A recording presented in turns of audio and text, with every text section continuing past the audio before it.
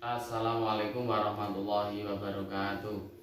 Bismillahirrahmanirrahim. Alhamdulillah nahmaduhu wa nasta'inuhu wa nastaghfiruh wa na'udzu billahi min syururi anfusina wa min sayyiati a'malina.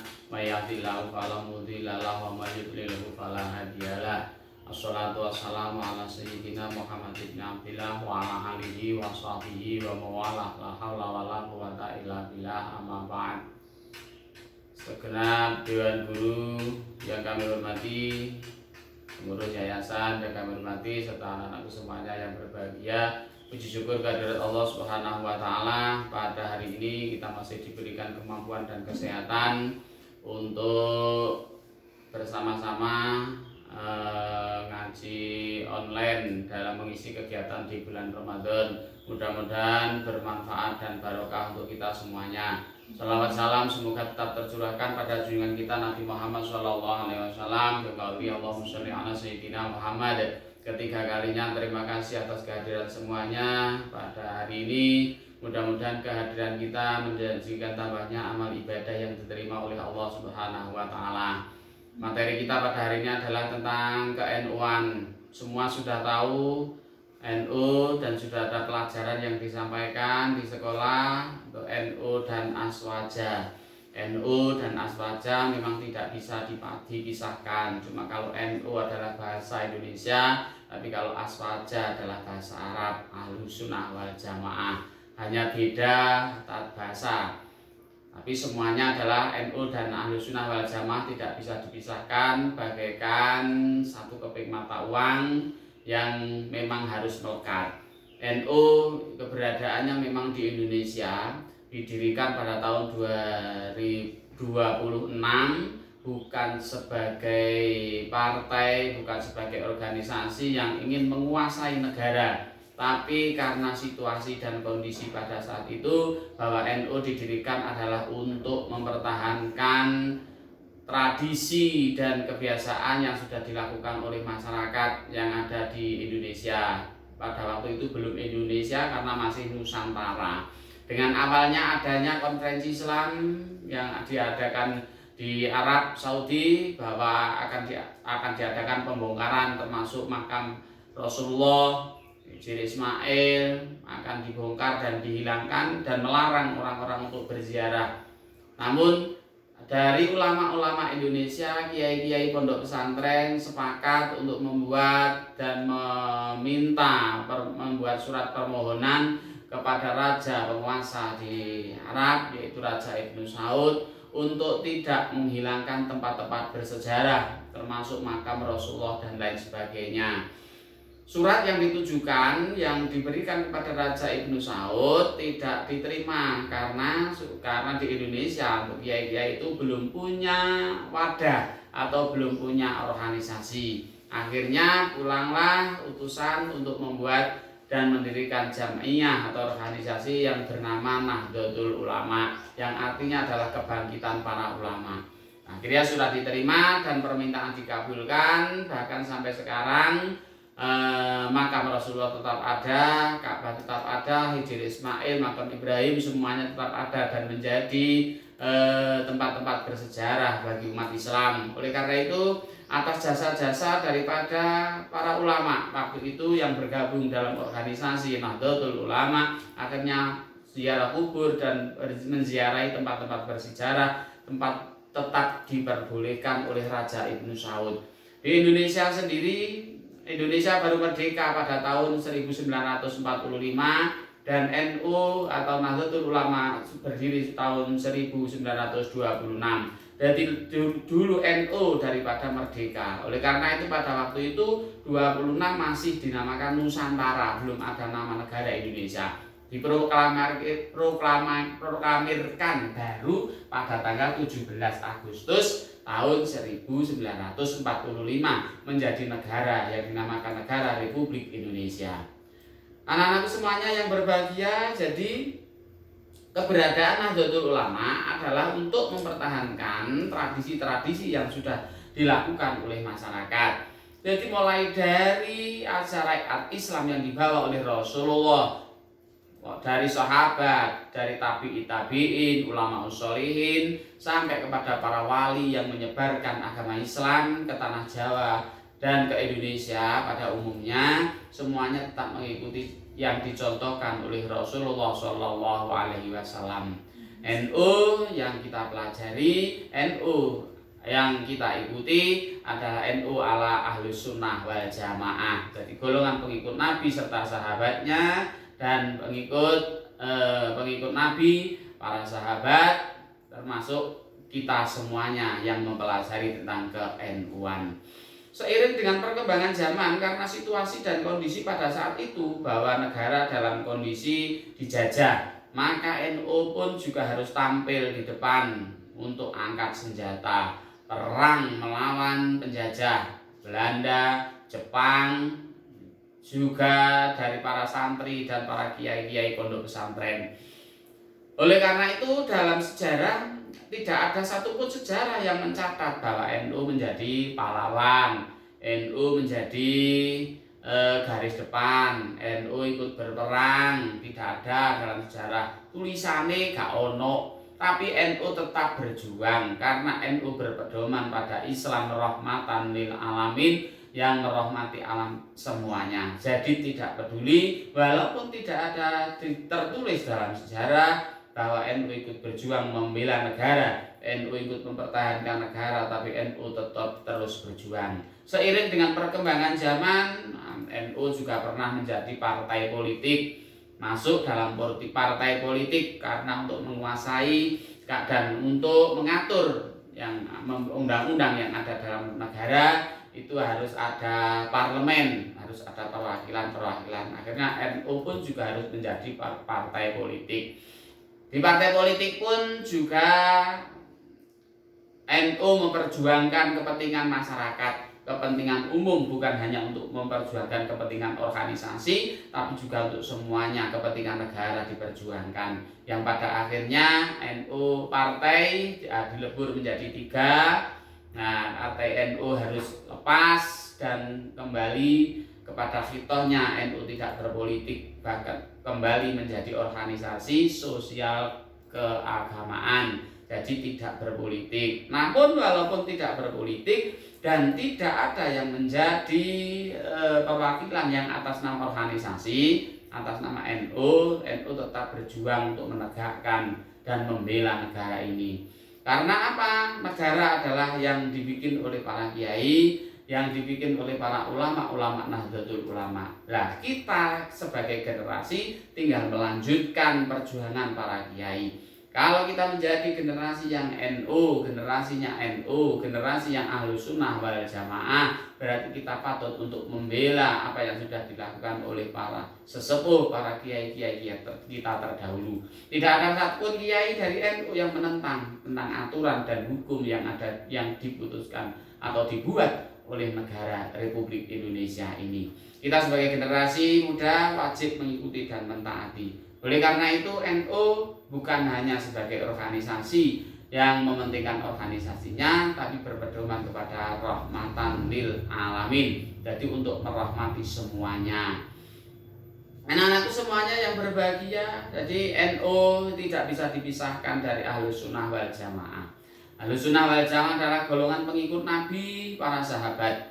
Nah, kita semuanya hormat, kita semuanya taat pada syariat yang dibawa oleh Nabi Muhammad SAW, termasuk para sahabatnya. Nabi mencontohkan kita untuk selalu saling membantu, maka NU pun juga membuat dan menjadi dan memberi contoh kepada negara yang lain untuk selalu membantu dalam menegakkan negara Republik Indonesia. Sahabat Nabi dalam memberikan contoh Nabi seperti pada bulan Ramadan, Nabi Muhammad SAW itu tidak memerintahkan dan memberikan contoh untuk sholat tarawih. Tapi sholat tarawih dimulai dari sahabat Umar bin Khattab. Umar menjadikan sholat tarawih menjadi 20 rakaat ditambah witir 3. Jadi kesepakatan istilahnya adalah dari para sahabat. Kalau kita sebagai Ahlus Sunnah wal Jamaah, orang yang organisasi di Nahdlatul Ulama, maka akan mengikuti yang dicontohkan oleh Nabi, yang dicontohkan oleh sahabat Nabi. Kalau Nabi masih ada, kita mencontoh kepada Nabi. Tapi setelah Nabi tidak ada, adanya sahabat, kita mencontoh kepada sahabat Nabi. Termasuk sholat tarawih yang 20 rakaat, kita mencontoh kepada sahabat Umar bin Khattab yang waktu itu mengajak untuk sholat tarawih bersama-sama di masjid dengan 20 rakaat dan ditambah dengan witir 3. Itulah yang sunnah wal jamaah. Jadi tidak hanya mencontoh pada Rasul. Sekarang kan banyak menyontoni Rasul, harus mencontoh Nabi. Nabi tidak mencontohkan ini, tidak mencontohkan ini. Nah, kita kan tidak bisa kalau tidak melalui sahabat. Kita tidak tahu Nabi, bahkan kita tidak pernah diajar oleh Nabi, tapi kita melalui para sahabat, para tabi'in, tabi'in, ulama sholihin, sampai kepada para wali-wali dan para kiai, para ulama dalam menyampaikan amanat atau syariat Rasulullah Muhammad SAW. Di tanah Jawa khususnya para wali dalam mengembangkan agama Islam semuanya juga mengikuti syariat Rasul, mengikuti yang dicontohkan oleh para sahabat Nabi. Tidak ada satupun yang menentang ajaran para sahabat. Semua hormat, ahlul bait dihormati, sahabat dihormati, tabi'in semua dihormati dan ditaati oleh Islam Ahlus Sunnah wal Jamaah. Oleh karena itu kita tidak bisa dipisahkan. Kalau kita bicara tentang NU, berarti kita juga harus bicara tentang Ahlus Sunnah wal Jamaah. Begitu sebaliknya, kita membicarakan Ahlus Sunnah wal Jamaah, kalau di Indonesia berarti identik dengan NU. Lain lagi dengan yang di luar negeri. Di Arab sana, kalau di sana kan Ahlus Sunnah wal Jamaah atau Sunni. Jadi NU-nya itu belakangan, ya baru-baru ini mungkin dari PBNU sudah mengembangkan sampai membentuk pengurus cabang istimewa Australia, pengurus cabang istimewa Amerika, pengurus cabang istimewa Pakistan dan lain sebagainya, kan baru-baru ini. Tapi untuk pemahaman akidah Ahlus Sunnah wal Jamaah sudah dari dulu ada. Yang biasa kita dengar kalau dari Arab sana itu Sunni. Jadi Sunni itu termasuk golongan Ahlus Sunnah wal Jamaah. Karena selain Sunni, selain Ahlus Sunnah ada yang namanya Wahabi. Ada yang namanya Wahabi, kelompok pembaharu. Kelompok pembaharu. Nah, kalau kita Sunni, Ahlus Sunnah wal Jamaah, kalau di Indonesia identik dengan Nahdlatul Ulama yang selalu menyampaikan aswaja an-nahdliyah, Ahlus Sunnah wal Jamaah, Nahdlatul Ulama. Oleh karena itu, apapun yang sudah kita dicontohkan oleh para ulama, para kiai, kita tinggal mengikuti. Jangan ada harapan ragu-ragu dan jangan ada pemikiran yang macam-macam. Enggak bener apa ora, salah apa ora. Kita yakin bahwa yang dilakukan oleh para wali, para kiai-kiai terdahulu, termasuk Hadratus Syekh Mbah Hasyim Asy'ari, itu pasti dan benar, pasti benarnya, dan kita tinggal mengikutinya. Kalau kita mengikuti perkembangan dan kita bermasyarakat ala NU, khususnya di tanah Jawa, enak. Semuanya sudah melakukan dengan tradisi yang ada. Tradisi ini wong Jawa, nek keluargane meninggal, mati, diselameti mulai 3 dinanan. Ada 7 dinoan, 40 hari, 100 hari, sampai kok 1000 hari. Itu namanya tradisi. Lah terus apakah ini ada, semuanya ada dalil-dalilnya. Semua ada dalil, semua ada keterangannya. Selamatan orang yang meninggal itu sudah lengkap, sudah ada dalilnya. Jadi jangan ragu. Makanya kalau kita belajar sendiri kita bingung, kalau kita tinggal mengikuti ulama itu enak wis. Tahlilan itu ada keterangan, punya dalil-dalil an-nahdliyah, akidah dan amaliyah an-nahdliyah di sini sudah lengkap. Jadi selamatan opo wae niki ditentukan. Selamatan wong urip mulai sepasaran bayi sampai selapanan, pitonan, setahunan, semuanya juga sudah ada, dan itu pun juga sudah ada dalil atau keterangannya. Oleh karena itu kalau kita sebagai Nahdlatul Ulama, sebagai Ahlus Sunnah wal Jamaah Nahdliyah, kita tinggal mengikuti apa yang sudah dicontohkan oleh ulama-ulama terdahulu. Kadang karena kita sangkik pintere, kita itu terlalu mengikuti perkembangan informatika, akhirnya nyalah-nyalahno kiai sing zaman biyen, nyalah-nyalahno ulama-ulama zaman dulu. itu justru malah akan menghancurkan kita sendiri. Jadi kita tinggal mengikuti apa yang sudah dicontohkan oleh kiai-kiai, ulama-ulama terdahulu dalam membangun negara kesatuan Republik Indonesia ini. Tidak sendiri, bahkan berbagai kelompok, berbagai organisasi bersama-sama untuk menyatukan menjadi negara yang sebesar ini. Kita tinggal melanjutkan. Jadi kita sebagai warga Nahdlatul Ulama, wong NU, melanjutkan perjuangan para kiai-kiai terdahulu. Nah, apa yang harus kita lakukan? Kalau dulu mengangkat senjata perang melawan Belanda, melawan Jepang dan lain sebagainya. Sekarang kita harus melawan pertama pada diri kita sendiri. Kadang-kadang itu kita bersemboyan NKRI harga mati. Tapi begitu negara membutuhkan tenaga kita akan kesulitan. Kita akan menolak. Kita tidak mau untuk bersama-sama itu. Ya, bisa kita contohkan seperti situasi pada saat ini. Niki kan rame-rame ini negara kita, bukan negara bahkan dunia telah dilanda oleh virus COVID-19, virus corona. Negara sudah menyampaikan bahwa negara dalam kondisi darurat. Otomatis pemerintah membuat aturan dan membuat undang-undang. Nah, kita sebagai warga NU yang berteriak meneriakkan NKRI harga mati, mana bantuan dan sumbangsih kita baik pemikiran maupun apapun kepada negara ini. Negara sekarang ini membutuhkan kita. Negara menyampaikan jangan sering keluar, jangan sering kemana-mana karena untuk pencegahan virus. Berarti kita juga harus mengikuti dan kita harus taat pada aturan yang sudah ditentukan. Itu berarti kita sudah memberikan sumbangsih. Lah kalau kita malah justru lapo negara larang-larang, lapo negara gaya aturan ini lah, itu menjadi pemikiran benar-benar apakah kita sudah benar ataukah kita masih dalam lingkaran yang salah.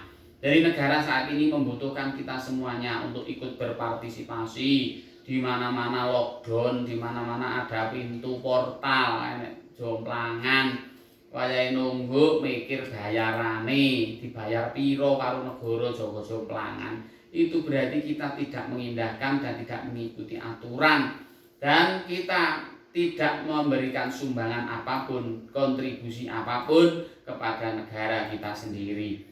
Kalau kita merasa menjadi orang yang berada di negara kita, negara saat ini membutuhkan kita semuanya, maka kita juga harus berpartisipasi. Kita ikut aktif dalam kegiatan, termasuk walaupun kelihatannya kecil, kelihatannya rendah, kelihatannya hina, jogo pos, jomplangan dan lain sebagainya. Nah, itu menjadi sumbangsih kita pada negara ini.